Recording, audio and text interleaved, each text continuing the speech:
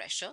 So here we are looking at a capillary, and where it is close to the tissue cells, and this is the extracellular interstitial fluid space or extracellular space here.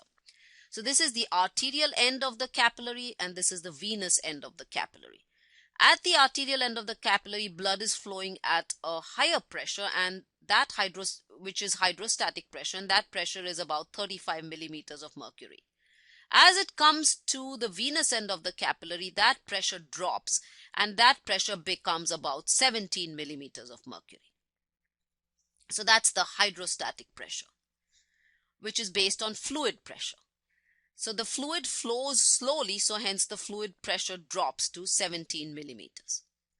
Osmotic pressure is based on the solutes which are present in the blood, which means, the proteins and the electrolytes. Now, those don't change from the arterial to the capillary end, arterial to the venous end. They remain the same. The same amount of proteins will be present at either end, same amount of electrolytes. So the osmotic pressure is 25 millimeters at both ends. You can see this over here.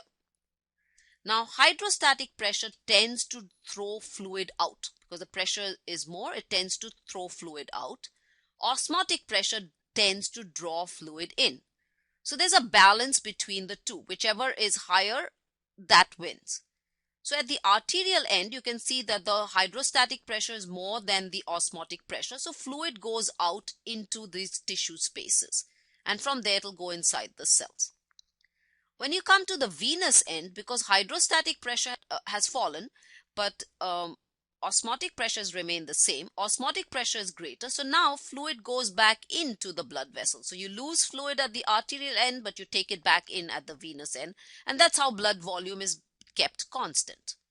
Now that question said, whenever there is a drop in osmotic pressure or a rise in hydrostatic pressure, that will cause edema. Edema is a situation when there is excess fluid present here in the interstitial spaces, and then that goes inside the cells. So automatically, if the hydrostatic pressure is more, so that means that more fluid will be thrown out.